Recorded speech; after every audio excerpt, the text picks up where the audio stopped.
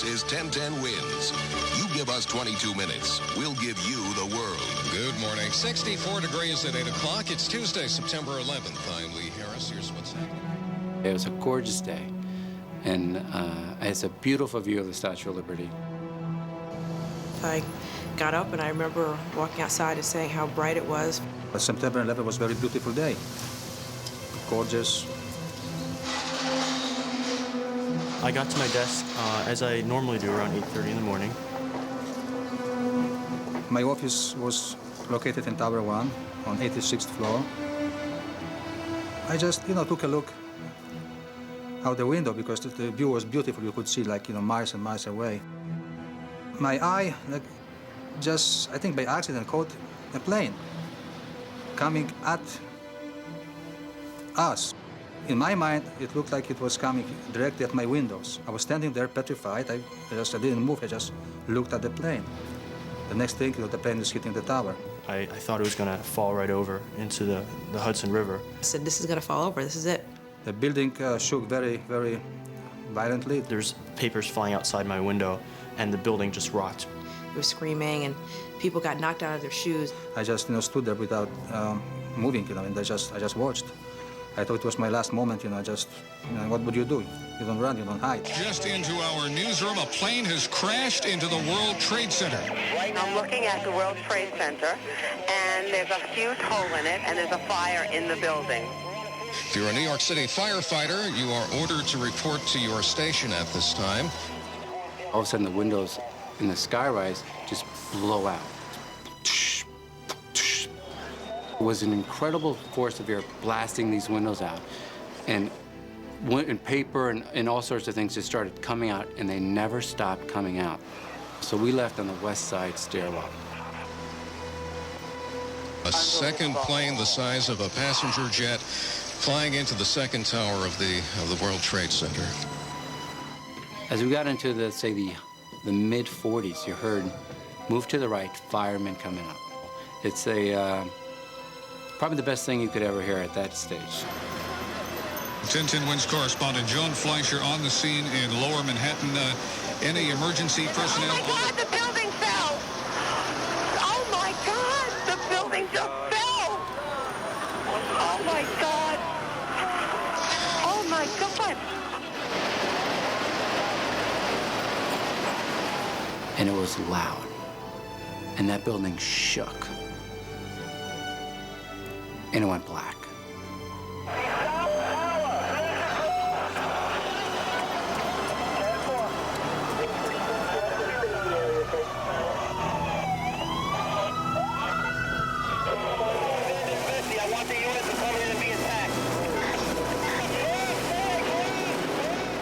The building going down? Is that the second building of the World Trade Center going down? Yes, that is the second. That is the second tower. That is the second tower. It's a huge plume of smoke that came out of the middle of the building, and then the building just disappeared in the smoke. On September 11th, nearly 3,000 souls were murdered in a brief, astonishing moment of terror when New York's Twin Towers crumbled to the ground in clouds of fire and dust.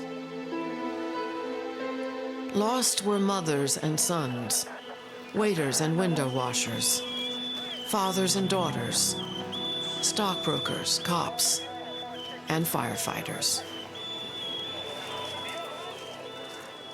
By day's end, 343 firefighters who climbed into the towers while everyone else ran out failed to return to their firehouses.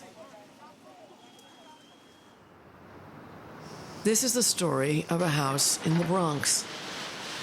The story of Rescue 3, one of 5 rescue squads spread over the boroughs of New York. On September 11th, when the alarm came, all New York's rescue squads and over 100 ladder and engine companies made it to the towers within minutes. At 8:45, Rescue 3 took the call. 8 men left for Lower Manhattan. None would return. Rescue 3 is not much different from any house, only it's a house of men.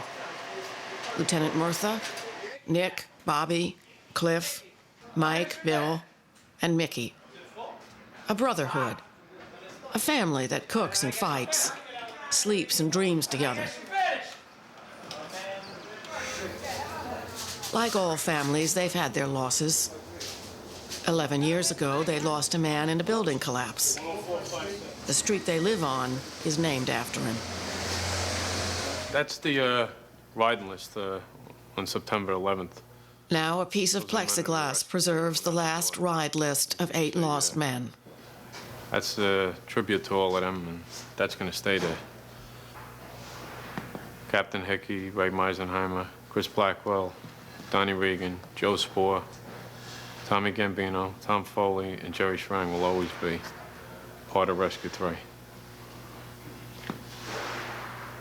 God bless each and every one of them. Signal 5555 has been transmitted. For weeks now, since the attack, the 5555 signal comes across the computer screen of every firehouse in New York. Of the Bureau of Fire Investigations. Each message brings confirmation of another dead firefighter. As a result of injuries sustained while operating at Manhattan Box 558087, Ronald, may you rest in peace. Over 70 years ago, New York's rescue squads were created to rescue firefighters. Today, they're an elite team that uses special tools to pull victims out from under subway cars and from elevator shafts, from beneath burning cars and collapsed buildings. But on September 11th, their tools were of little help. Most important tool that we carry is the one we carry on our shoulders, is our head. That you have to think. You have to be able to think and come up with solutions. Take this out. There was no training for that whatsoever. What happened on September 11th? Would you have done anything different? Nah. Probably all went in just like everybody else did. Like you said, people in there need help. You gotta get in there and help them out as best you can. Right. I think any firefighter in the country is gonna do the same thing. Yeah. And there was no indication of a collapse in the first tower. From everything that we're hearing from guys who survived, the first indication it was over. Those who survived, luck, the grace of God. As we always say, expect the unexpected, but sometimes the unexpected gets you, and that's what happened. Nobody expected that. For Rescue 3, any one of some 50 runs a week brings the unknown. Rescue 3 is a squad that goes out without a ladder, without water. They're the rescue specialists who join their ladder and engine brothers at the scene. I've always said it, we have a terrible profession. The only way we hone our skills are to go to fires. Fires wreak havoc and destruction upon people. The only way we get better at it is going to them and working at it, learning how to put out fires, suppressing fires.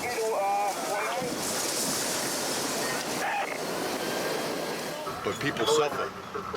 They lose property, lose lives, loved ones. It's tough.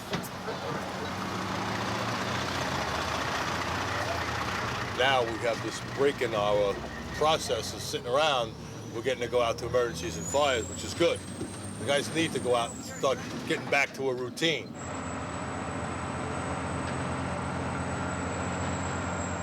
Our lives have been either going down to the World Trade Center working on the pile or going to our brother's funerals. And it's been like that since September 11th. And, when you have 343 people to memorialize, you try and make as many as you can. We have to do it. It's part of our brotherhood. Today, the men of Rescue 3 stop by a neighborhood church to mourn another brother.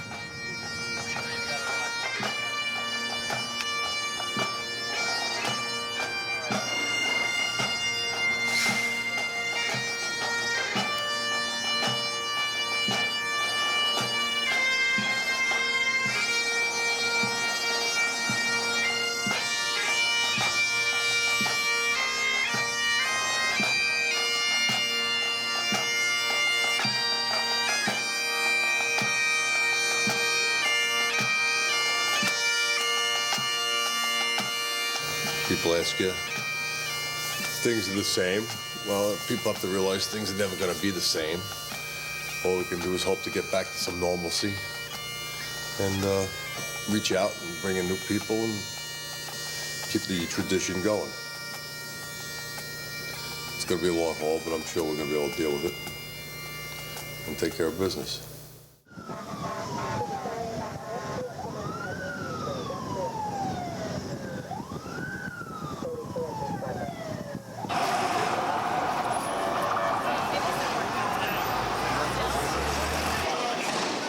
The firefighters who ran into the burning towers had one singular goal: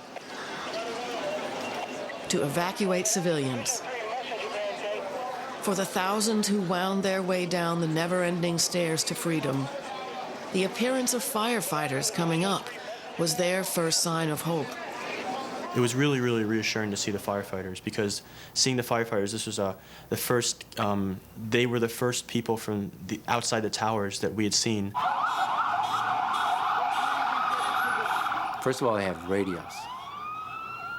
They have hoses and other equipment. They have oxygen. They have flashlights. And I knew the fifth thing, this is what I'm thinking to myself, the fifth thing was, if they could get up, then I could get down.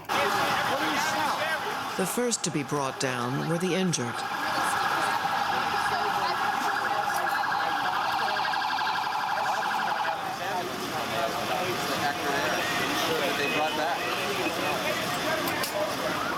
But soon, the injured stopped coming. Still, the firefighters continued up on their mission of hope, floor by floor.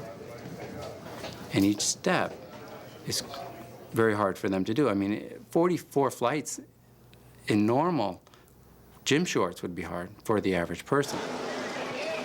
40 flights, each firefighter carrying 100 pounds of gear. They were only halfway up to the burning floors. One of them dropped their gear in this tank and looked up, and he's sweating, just sweating. And he was, you know, sucking wind, and he was just like a guy I would want to hang out with, just a normal guy. And he goes, "Hey, can anybody help?" So I said, "Sure, I'll give you a hand." And I grabbed some of his gear, and I started up. We finally made it up to, let's say, the 39th, 40th floor. And I opened up the door, and on the radio, one of the fellows who was standing said, "We have 2 firemen down with massive chest pains." And I said, "Oh, shook." So I said, "What can I do? What can I do?" And they said, "Can you get us any water?" So I said, "Sure, no problem." So I gave him 2 bottles of water. I gave it to him, and I said, "Guys, I gotta go. There's not much more I can do. I don't know CPR, and I really gotta go. I mean, I gotta get down again." Inside the 30th floor stairwell, Stobie heard a tremendous noise, like thunder. It was the first tower coming down. Everything went black. And I just remember thinking, like, you know, this is like no way to die. And I cannot believe I'm not gonna see my kids again. And there was a fireman nearby, and on his radio, you could hear, "Major collapse, major collapse." I just heard "major collapse. Get out, get out."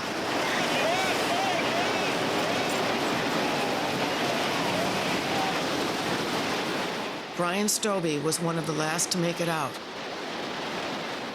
8 minutes later, his tower fell.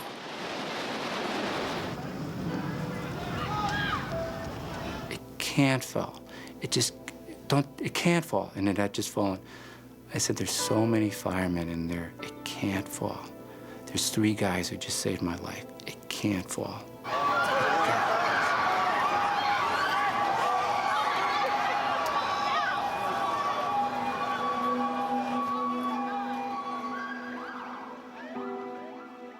The New York Fire Department helped to evacuate 25,000 people. But thousands never had a chance. including the firefighters Brian Stobie said goodbye to on the morning of September 11th.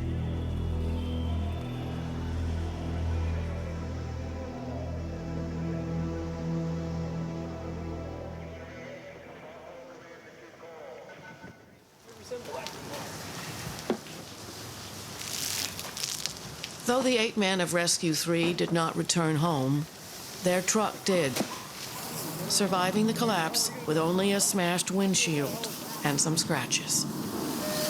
We're going to Yeah, you get in there. We got a lot of people. Forsyth Road and Wilkins Avenue.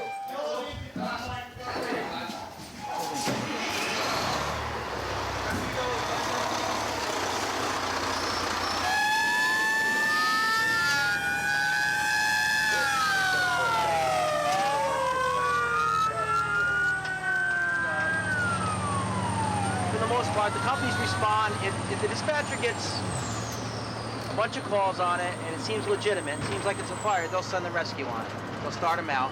And by the time the companies get there to investigate, they find out it's not a fire, maybe just food on a stove or something, so they return us.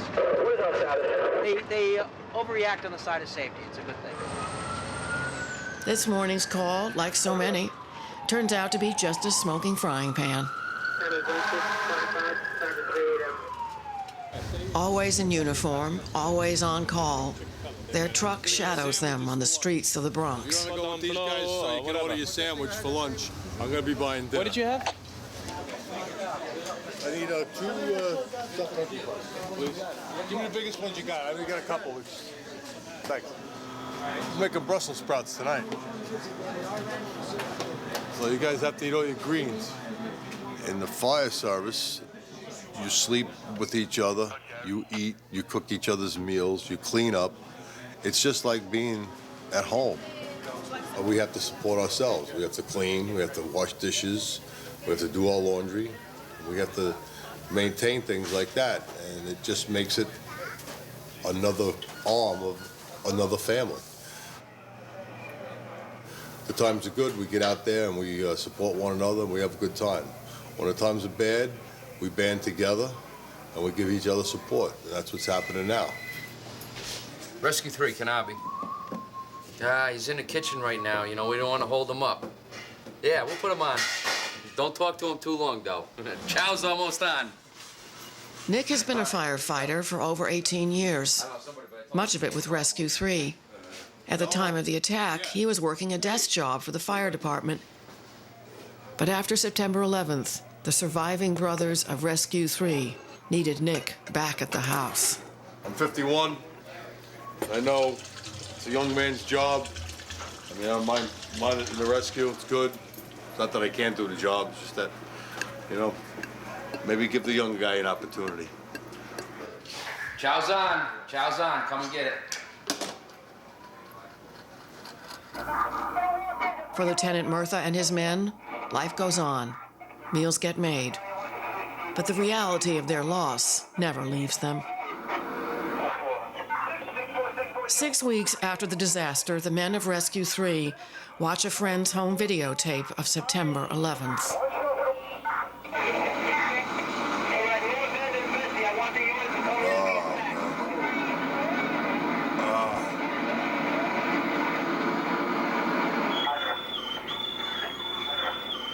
In the sudden silence that followed the collapse, dozens of piercing chirps echoed through the rubble.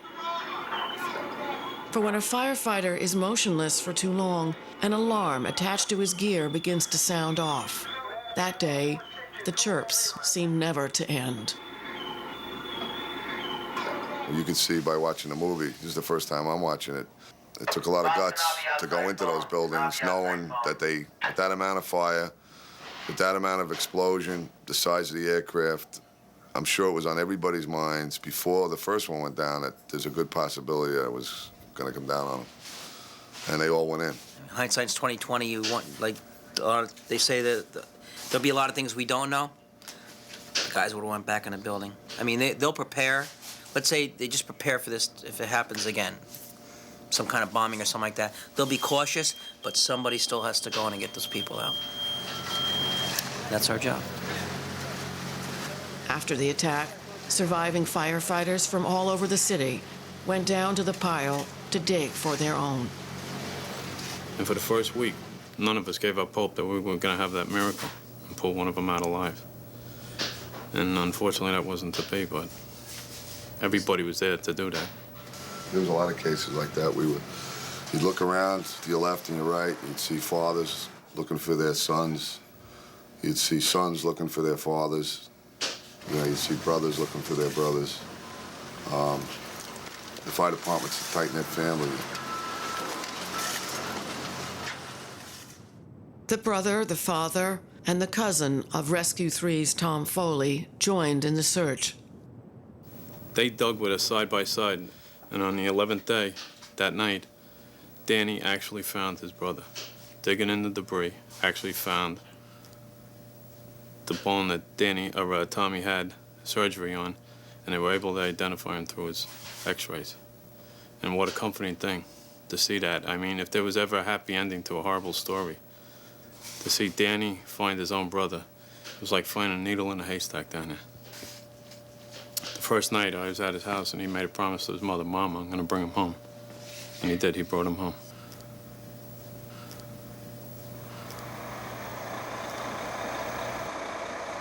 We're all here for each other, but it's never gonna be normal. And for those of us who lost so many great friends, you know, to lose one friend is devastating. To lose as many as we lost, nobody could even picture these numbers.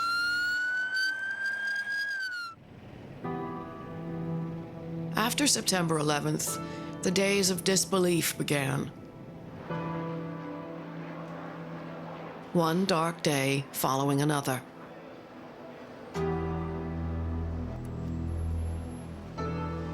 The Brotherhood of Firefighters was devastated.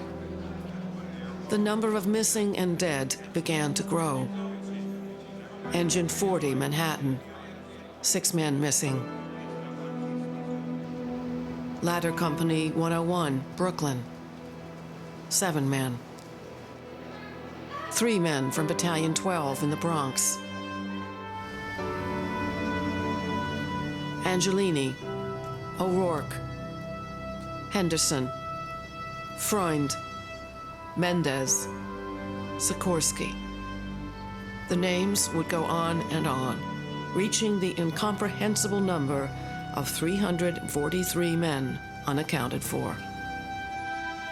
New York's firefighters were not the only community demolished. The city reeled. And like the rest of the nation, the city barricaded itself in. You live here right now? People were barred from their homes in Lower Manhattan. Streets blocked. The island became a fortress. Bridges closed. Buildings locked down.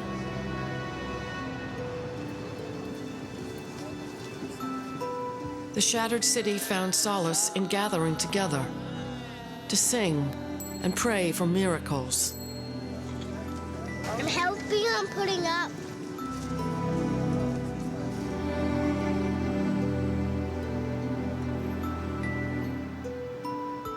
Faces of the beloved missing were taped to every wall and supermarket window.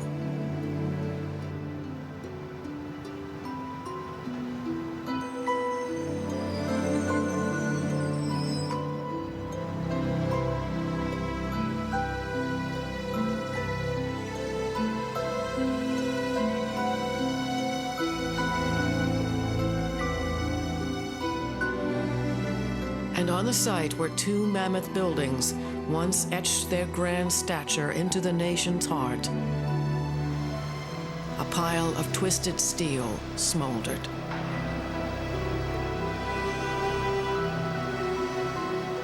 As the days and weeks passed, the possibility of life grew dim. Then, as the badges and helmets and charred jackets of New York's firefighters emerged from the pile, the funerals and the mourning began.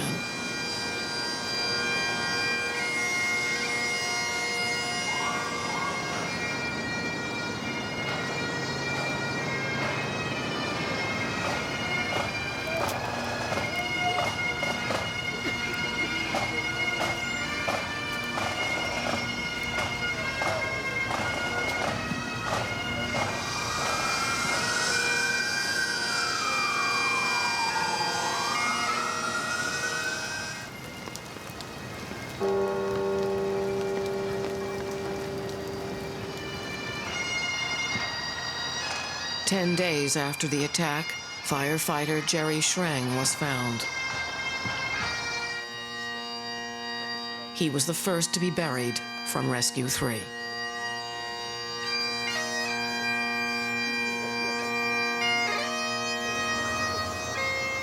Those who lost loved ones on September 11th have no concrete place to return to. There is no office to visit, no belongings to sort through, just a vast, empty setting of dust and debris where once 2 towers stood. But New York's firehouses remain standing. They have become sanctuaries. Within their walls, there is comfort and maybe a speck of hope. Right here. A place to go to remember a life. Very nice. As a New Yorker, as an American, we all felt that we needed to do something and show you and express to you our feelings that we're behind you, we're united, and anything we can to help our community. All you people here, I know you're all New Yorkers, a lot of you live in the Bronx, you're our people. This means a lot to us, it really does. Thank you very much. And we thank you. Thank you. I'm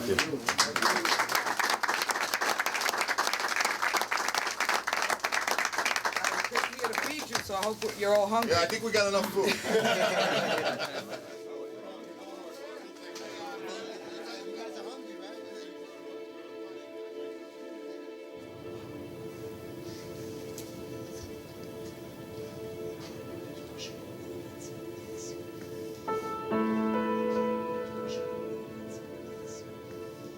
In the family of firefighters, there exists a powerful bond. They are the world to each other.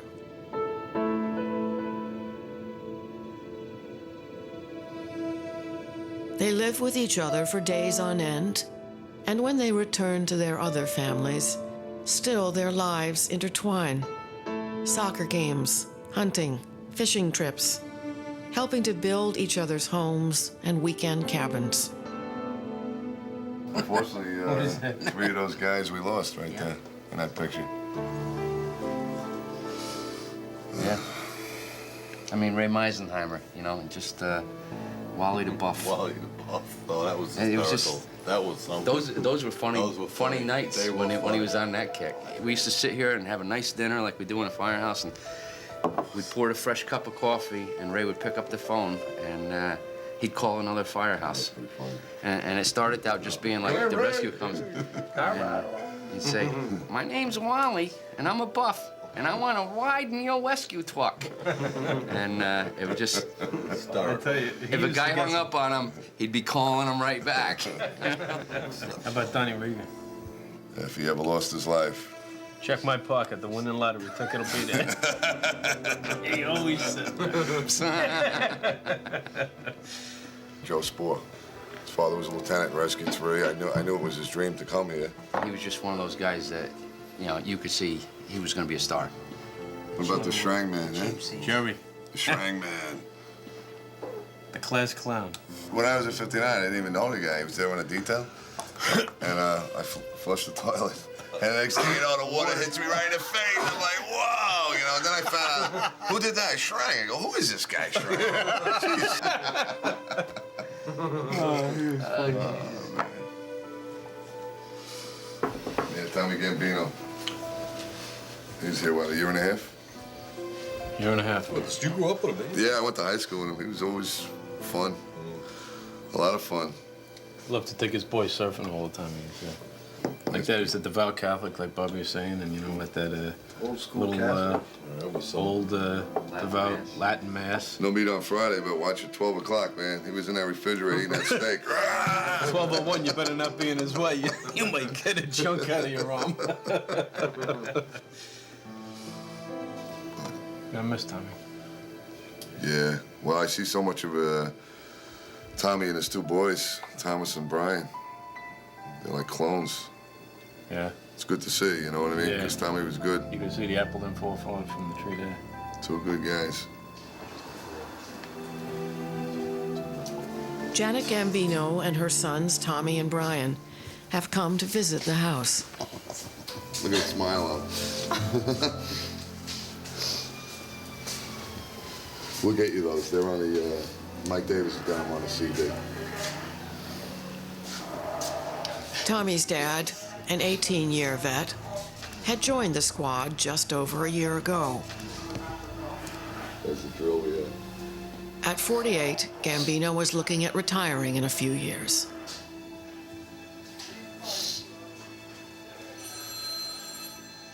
He transferred here. You know, he wanted to be part of the elite, which is this right here. He really loved it. He loved this place. But I've never been here before, and, you know, I know that he spent so much time here, you know? And see the pictures and stuff. And it got me, you know? It definitely got me. It's hard. Like thousands of others, Tommy Jr. watched a personal tragedy play out before his eyes. I went downstairs, my television I was watching, and when it collapsed, I almost threw up. Because they'd been saying that the rescue workers were all in there, and I was like, no way. No way. And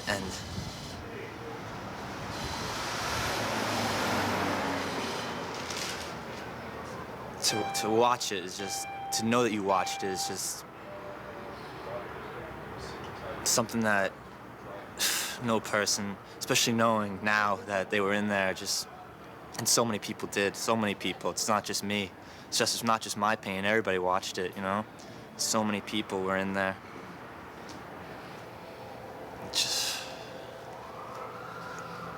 I don't know. But they were all heroes. I personally just feel blessed that I even had a father like that. And that gives me comfort. But it doesn't take away the pain. Because you want that physical. You want that physical touch. You want the words. And he taught me a lot, but I could have learned so much more. Janet Gambino and Jerry Schrang's wife, Denise, are meeting for the first time. The guy holding the foam canister was Jerry. Exactly what you see here is what you see. Right after the in the movie. No. He was in Third Watch. He was in a whole bunch of things. We got the letter in the mail, and I looked through the envelope. I could see that he had been accepted, and we, put this big celebration out for him. And he walked in the house. He was a truck driver, actually, and he walked in the house, and he was 3 years old, and he was jumping all over the house. Dad, Dad, Dad, guess what? He was so happy. He was so excited. I've been married to him for 25 years. July 11th was his 20th anniversary, and it was something that they loved to do. It wasn't something that he forced himself to go to work. He looked forward to going to work. He worked 4th of July. He loved it. The Bronx always burns. I'm like, okay, fine, Jerry, whatever you want to do. You know what I mean? But that was it. I have to just say something about Tommy, that he lived. I learned more about life from him than I could ever learn in a book or from anyone, because he believed in living for the moment. Mm-hmm. He says, you have everything in the world. He says, and he would stop and go, you never know when a tragedy could hit your family, and then your life will never be the same. We went to Pier 94, and 3 guys walked in their gear, Yeah, and I'm like, and they're like, you're making me have a complex. I'm like, I haven't smelled that smell in a month. I'm sorry. And they're like, are you all right? I'm like, yeah, I'm okay. As the tears are rolling down my face, I'm like, Just they that thought I was smell. nuts. It's the smell. Even It's the the stupid little firehouse, habits. when you walk out that door, it's smoky, gross smell, but it smells good. Just, I don't know. He's like, it would be nice to be a hero. He's like, it would be nice. He's like, but if you happen to be one of the misfortunate ones that perish in it, then you're just a number that's eventually just going to be a number. And he's like, all I think about when I go there is I just want to come home to you guys. He's like, I love the job. He's like, but my main thing is when I come home to you. And that was the last thing he said to me, ever. You know, I don't know. It's hard. We got to keep going. Sometimes I don't even want to get out of bed in the morning. I just kind of lay there and go, why am I getting up? When is it going to hit you? Right. Like the grief. It hasn't hit me. So when does the other shoe fall? Excuse me.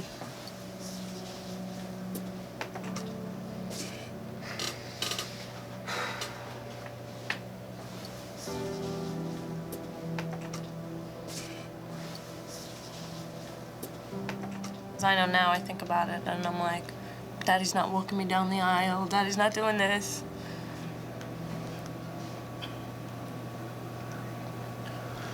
So I'm gonna walk you down. You don't get along with your brother.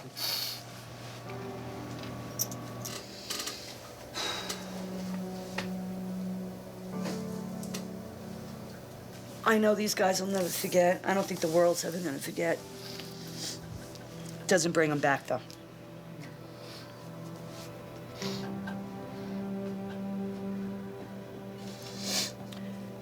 It's hard. But we're strong, and like you said, we'll be brave just like they are. We have to be. And I love them all with my heart.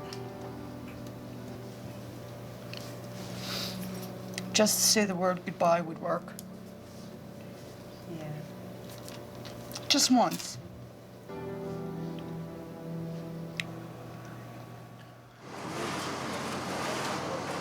On that unforgettable morning in September, when the sky fell on downtown Manhattan, the Brotherhood of Firefighters worked to find someone, anyone, alive.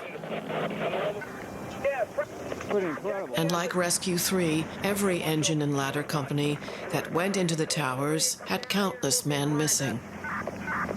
The world was waiting for a sign.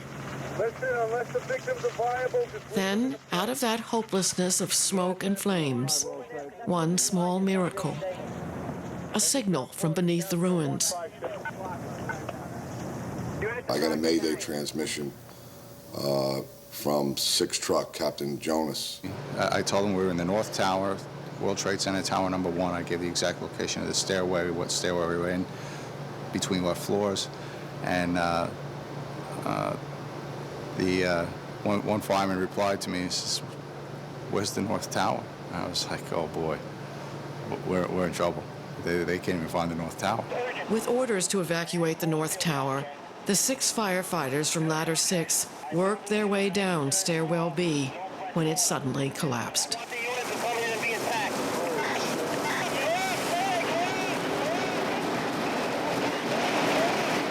And so this door flew open and just missed my face. And it hit my helmet, knocked my helmet off, hit my shoulder, and then it hit the wall. And then now the force of the wind had blown me back, on my back. Tremendous amount of Russian air coming from up above, down. I mean, it was like being in a wind tunnel. It was so fast and so hard. I said a prayer real quick, and I waited to get crushed and get hit with something really big. But the blow never came. 110 floors of steel and concrete came crashing down around them, slamming into the ground at 120 miles an hour. The men of Ladder 6 were trapped in the only floors of the only stairwell left standing. But it was dark. You could taste. There was no breathing. It was just like you were taking a bite out of the air. I mean, it was so hard and so much dust and debris. For every firefighter who had gone into the towers, there were dozens of loved ones waiting, praying for news. The house of Captain Jonas was no exception. They had gotten a phone call out on a cell phone when they were trapped. My husband's been on the fire department for a long time, in Rescue 3 and a lot of hairy situations. And I said, being trapped does not always mean you get out. And it wasn't until about 2:30 that I got a call from my nephew who said, I can hear him on the radio, they're out, they're heading to the hospital, and I know he's safe. So it was a very stressful day. I saw another fireman, and he had a cell phone. I tried it again. I was able to get through for a short time, and it was a short dialogue with my wife because I kept saying, I love you, I love you, I love you, and she just kept saying, you're alive, you're alive, you're alive. And then we lost the signal, and then, but at least she heard my voice. The men of Ladder 6 along with a handful of Port Authority officers and one female civilian, would be the only people to emerge from the rubble alive. I'm sure we'll never know normal the way it was before. We'll normalize after a while. Time heals all wounds. It's going to be a long road, without a doubt, but we'll get to some semblance of normalcy. Again, it won't be like it was before. For the families of these few survivors, normal will never be the same. Imagine life for those whose loved ones will never come home. The daily routine forever lost. A house forever changed. To this house in the Bronx, 8 men will never return. Men like Captain Brian Hickey, Ray Meisenheimer, and Chris Blackwell.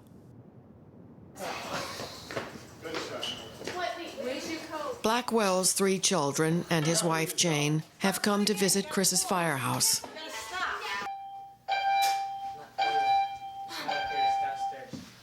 Your paintball gloves? The time has come to clear out his locker. 11 years of his life. Chris was always happy coming to work. He never walked around and bragged about what he did. Never. Hey guys, should I bring this shovel in? No, Mom. I never really looked at it that he was putting his life on the line like that. I just looked at it that he was, I don't know, he was doing his job. I always said he wouldn't do anything stupid. When somebody's worked somewhere for 20 years and they still love getting up every morning going to work, I'd rather see somebody happy. He was thrilled to bring Ryan. The guys down here love Ryan. Ryan has his own locker upstairs. Ryan Blackwell is 13 years old. Like his dad, Rescue 3 is his second home. He was the guy who sacrificed his life for anybody else's life, like any other guys here at the rescue. He's actually put his life in danger more than once. He's had over 11 citations, and he's been awarded 3 medals. So he's one of the most decorated guys in the department and one of the smartest. I think it would be an honor for me, and my father would be truthfully honored that I would go to follow in his footsteps and do what he did. Because, not just because my father was killed in the line of duty, because I've always wanted to do it, been raised to do it. My mom thinks it's an honor that I want to come back here. And so do all the guys in this firehouse. Oh, he's loved it since forever. He just wants to be like his father. To this day, he still says he wants to be a fireman. And he's planning on coming right here to Rescue 3, too. His father was his world, you know? And this was part of his world, so at least his whole world isn't crushed, you know? Still got a little bit left of it. And when this thing happened, I guess we all got a lot more sons. I have 2 sons now instead of 1, you know? That's why I figured. He used to come to work with his father a lot. And he was so into it, you know what I mean? And we realize now that this is the last piece. If he didn't have this, then his father would be gone forever. You know what I mean? And I guess he feels like he probably feels he's not gone forever, because he can still come here and hang out with us, and he goes up in his locker. You know, he's got the key to the locker, and he goes in his father's locker and stuff, so. You know, it's all he's got left of his father, you know, so. It breaks my heart, you know, I have a son. It breaks my heart. Sorry. You know, you go home and you actually sit down and start to think about it, and it hits you that he's never be coming home. But the one thing you have to remember is that he died doing the thing he loved to do, and he would have never wanted to die any other way. Just like all the other guys who went. Your dad, Tommy Gambino's with him right next to him, right? Yep, Gambino and Tom Foley. May the road rise to meet you. May the wind be always at your back. May the sunshine warm your face. The rain fall soft upon your fields. And until we meet again, may God hold you in the palm of his hand. You should say that. Put that in your pocket. That's why your dad put it there. It was special to him.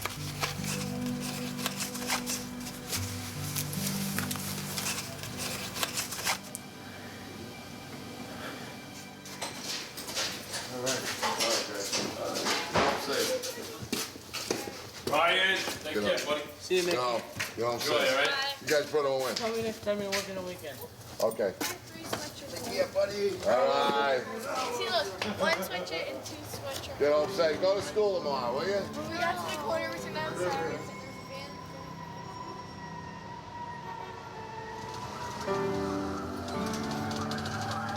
It's Saturday night in the Bronx. The midnight to 5 a.m. shift, just 2 months after the attack. For Rescue 3, the night is looking like many Saturday nights do. A subway accident, a house fire,